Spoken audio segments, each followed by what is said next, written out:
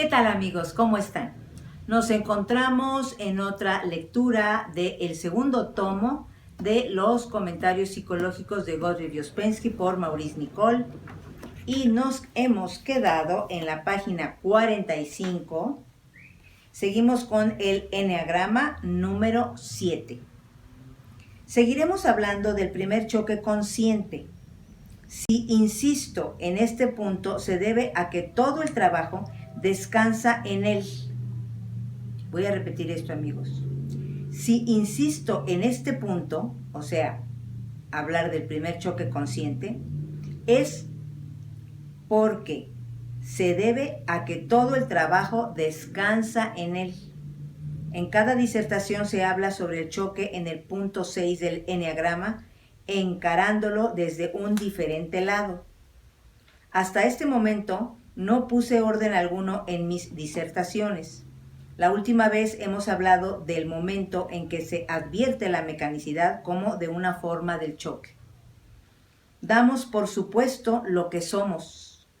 Damos por supuesto el hecho de hablar, pensar, movernos, ver u oír. No nos damos cuenta de que somos incapaces de explicar nada y de que simplemente nada sabemos. Llegar a percibirlo nos hace sentir asombro, impotencia. En verdad no hay persona que pueda decir, por más que lo niegue, que se ha creado a sí misma y que sabe exactamente qué es y cómo funciona el pensamiento, el sentimiento, etc. Basta reflexionar un instante para darse cuenta de que no se sabe nada. Nos fueron dadas máquinas muy complicadas llamadas cuerpos y vivimos en otra máquina muy complicada llamada mundo. Cuando se comprende todo esto, emocionalmente se da todo por sentado y este es un grado del primer choque consciente. Meditando sobre la inexplicabilidad de todo, incluso de uno mismo, se puede llegar a un estado de comprensión muy diferente al de la comprensión ordinaria. En la charla anterior, el tema de la comprensión de nuestra mecanicidad fue examinado sobre todo a la luz de la observación personal y de la constatación de cómo ello hace, no uno. Les recordaré aquí la importancia de la observación de sí con respecto a la observación de la personalidad. Todas las mañanas se presentan los mismos pensamientos, la misma manera de tomar las cosas, los mismos sentimientos, las mismas preocupaciones. La máquina de la personalidad a la cual está ligada cada persona trabaja mecánicamente. Basta poner una moneda en la ranura y todo anda por rutina. Todos saben que esto no es uno mismo, que no es esto lo que hay que observar, sino la propia personalidad. El señor Smith tiene que observar al señor Smith, no a sí mismo. Creo que nunca se repite bastante que la observación de sí, tal como la enseña el trabajo, es por completo diferente de lo que comúnmente concebimos con la observación de uno mismo. Este es uno de los lugares donde más fácilmente se cae dormido al significado del trabajo y donde es preciso despertarnos constantemente. El señor Smith me viene a ver y me habla de sus dificultades en el trabajo y me dice que trata de observarse a sí mismo, pero que no sabe lo que ello significa. Entonces se le pregunta, ¿ha tratado de observar al señor Smith? Se sorprende mucho. Quizá comprendan lo que esto significa. Por supuesto, es inútil observarse a sí mismo si todo es uno mismo. El hombre está atado a una muy complicada máquina que crea gran parte de su historia. Sin embargo, el hombre no es esta máquina, porque hay algo en él que puede librarlo de ella. Si no fuera así, la observación de sí sería pura pérdida de tiempo. Veamos nuestra conexión con la máquina, digamos por un día. ¿Qué se propone hacer? ¿Qué estuvo diciendo? ¿Dónde estuvo? ¿Qué quería? ¿Acaso le gusta la justicia? ¿Estamos más libres de ella si hacemos algo con atención? Basta observarse de este modo en este mismo momento. Cuando comprendemos que la máquina de la personalidad nos lleva de un lado para otro y se hace cargo de nosotros en todo momento, tenemos vislumbres de lo que significa darse cuenta de nuestra mecanicidad. Empezamos a comprender por qué tal concepción es definida como una forma de recuerdo de sí. Se ve que un hombre no puede ir más allá de sus límites si toma todo en él como sí mismo. ¿Cómo podrá cruzar la corriente con todas sus posesiones? ¿Cómo podrá salir de la prisión si se empeña en llevar todo consigo? Es preciso evitarse a sí mismo. Voy a volver a leer esto. Es preciso evitarse a sí mismo. Es preciso tener paciencia consigo mismo hasta que el ruido que hace la personalidad se haya aquietado y por último se alcanza a estar realmente consigo mismo. Existe una frase que se emplea mucho en el trabajo y también en otros antiguos escritos esotéricos, en el sentido de que el hombre está en una prisión. Gurdjieff acostumbraba a decir que nadie se da cuenta de su situación. Todos ustedes, decía, están en la cárcel y si son personas sensatas, lo único que deben desear es escapar de ella. Nadie, sin embargo, puede escapar de la prisión sin la ayuda de aquellos que han escapado antes. Solo ellos les pueden enseñar de qué modo es posible escapar. Hubo un tiempo en que su afirmación favorita era que si un hombre en la prisión tiene alguna posibilidad de escapar, ante todo debe darse cuenta de que está en la prisión. Mientras no sea capaz de entenderlo, quizás siga creyendo que es libre. No tiene posibilidad alguna. Si nos damos cuenta de nuestra mecanicidad, seguiremos imaginando que somos libres. Imaginemos que hacemos todo por nosotros mismos, por nuestro libre albedrío. La prisión de la que tantas veces habló Gurdjieff es, ante todo, nuestra personalidad. En el caso del señor Smith, su prisión es el señor Smith, a quien no observa en absoluto y a quien toma como por él mismo. ¿Qué tiene que hacer? Tiene que dividirse él mismo en yo y el señor Smith. Está con el señor Smith a todo lo largo del día y tiene muchísimas oportunidades de observarlo y es en vano que diga que no puede ponerse en comunicación con el señor Smith por teléfono, porque está tantas veces junto al señor Smith que no lo ve ni tampoco se da cuenta de que el señor Smith le hace hacer todo. Comprenderán por qué, al encontrarse con el señor Smith, no hay que decir tan solo ¿cómo está usted?, sino agregar ¿cómo está el señor Smith? Y el señor Smith ha de contestar, oh, el señor Smith está en perfecta salud, pero yo no me siento muy bien. Ahora bien, es imposible ayudar a ese hombre a que se separe del señor Smith por medio de la persuasión. Quizá diga que no cree en la existencia de esa persona llamada el señor Smith, pues este es solo un hombre y discutirá y exigirá pruebas. Claro está, esto es imposible porque es el único que puede liberarse a sí mismo. Es preciso que vea por sí mismo lo que significa la propia mecanicidad. Debe darse cuenta que si bien imagina que siempre se salió con la suya, es en realidad el señor Smith quien se salió con la suya. Y tiene que llegar a sentir su propia impotencia en presencia del señor Smith. Desde luego, este ha de ser un proceso gradual, intermitente, que se extienda a lo largo de años de estudio de sí. Pero una vez que ha empezado, una vez que percibe por un instante la presencia del señor Smith, entonces su eventual liberación ya es una posibilidad. En lugar de oponerse a la idea de observación, empieza a usarla inteligentemente y entonces su vida se divide en dos corrientes. Una será la vida del señor Smith y la otra será la historia y reflexiones del yo que observa al señor Smith. Siempre quiero estornudar. Perdón. Ay, disculpen. Ay, perdón. Entonces, durante largo tiempo, llevará una vida doble, lo cual es muchas veces penoso. Pero si no se permite ser negativo, notará gradualmente que muchos significados entran en su comprensión. Algo tiene lugar en él. Y ese cambio, por más leve que sea, es debido al choque que se produce en el punto 6 por medio de las nuevas influencias que llegan a un hombre. Hay una forma de yoga que se basa en la meditación sobre aquello que se es y a lo que se puede llamar yo. En este trabajo debemos preguntarnos cuando decimos yo, ¿qué yo? Al entender que se emplea el término yo de una manera completamente equivocada, se empieza el trabajo práctico sobre sí.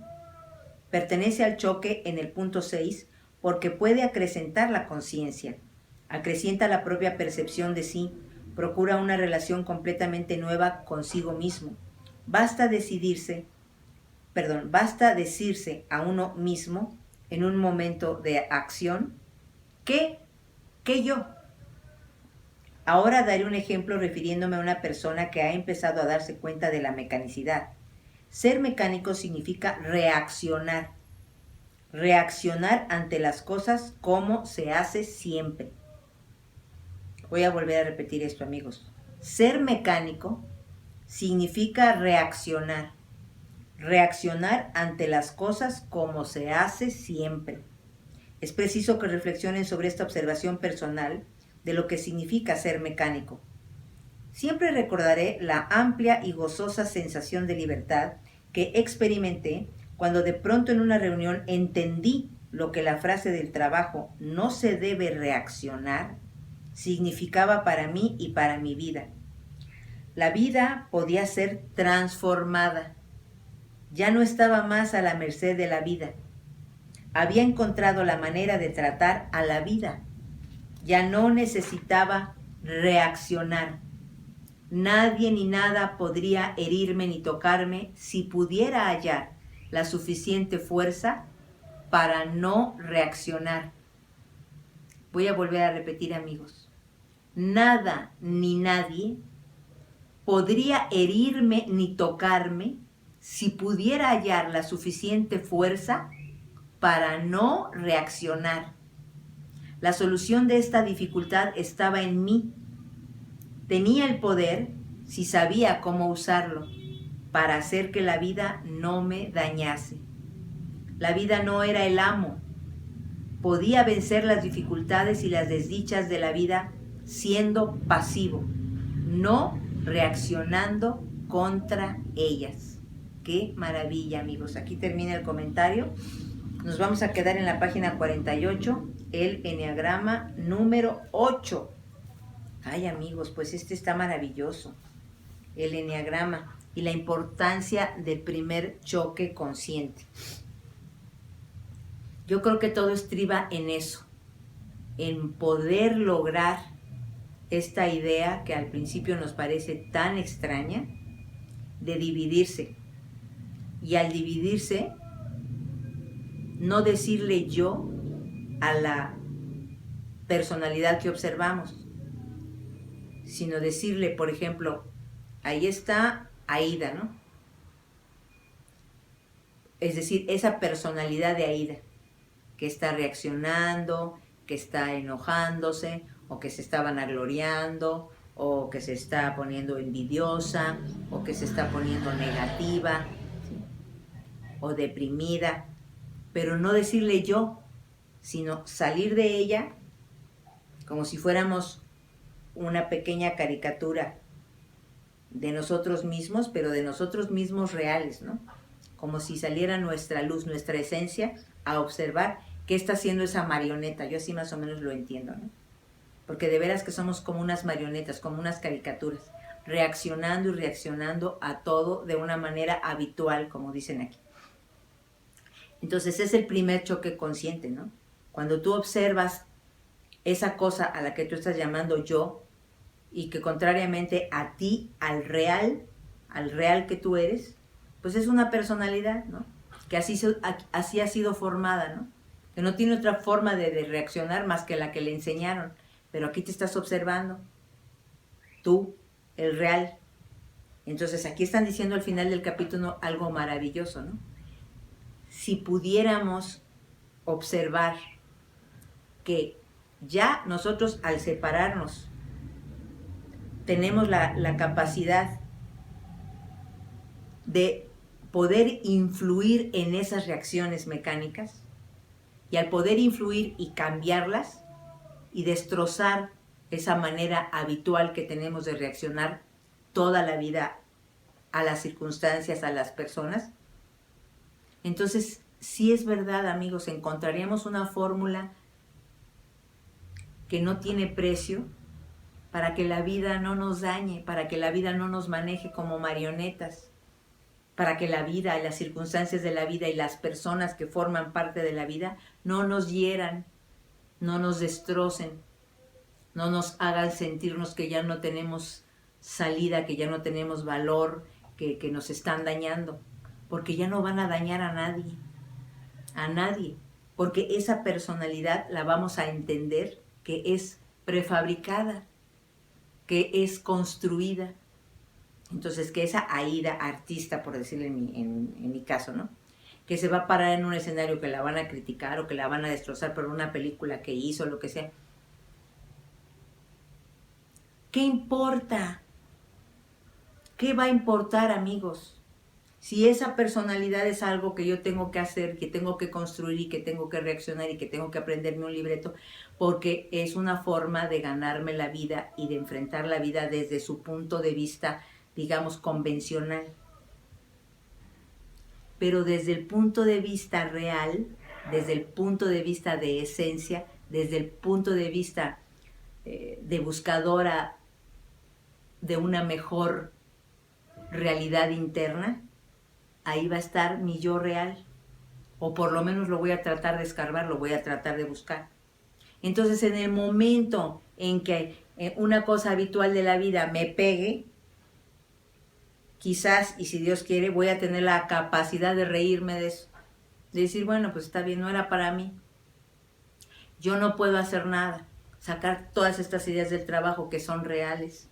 Nosotros los eventos de la vida no los controlamos, pues no somos Dios.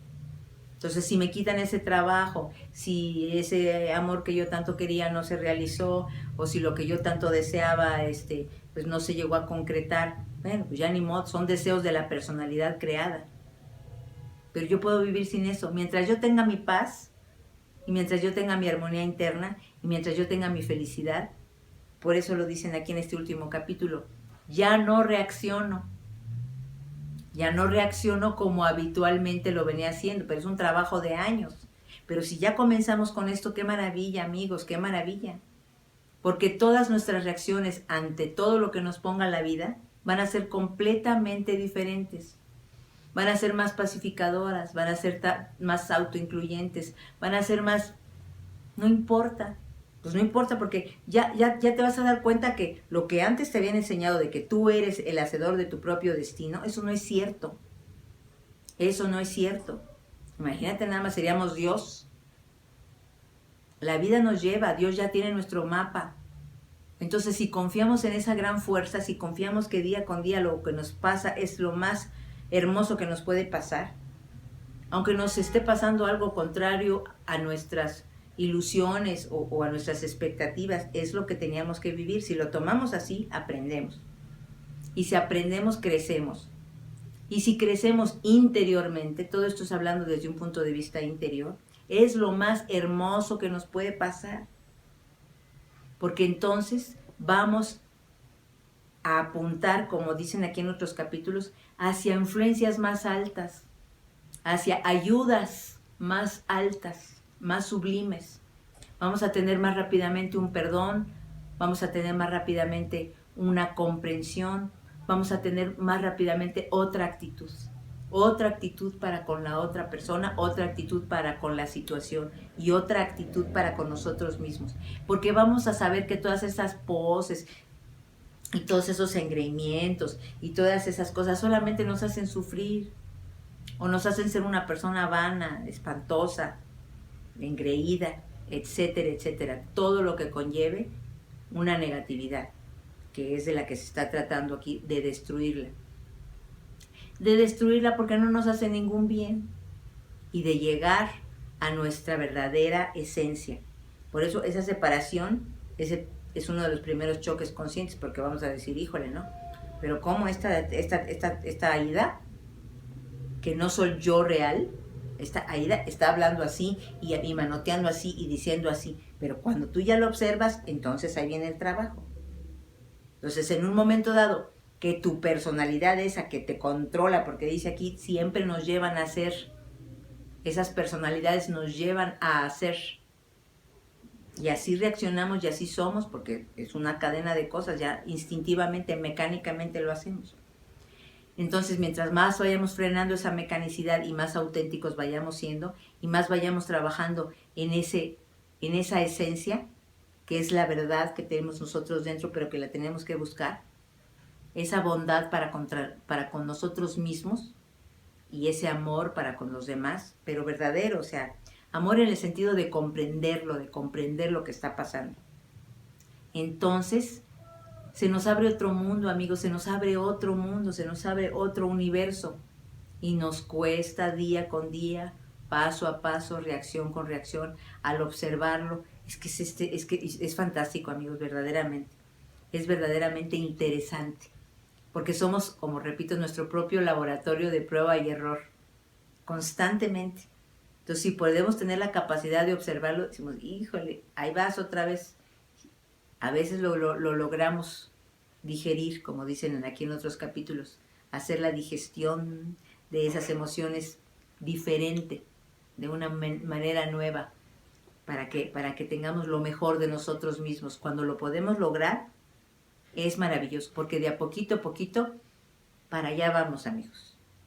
Pues muchísimas gracias por acompañarme. Nos vemos en una próxima lectura.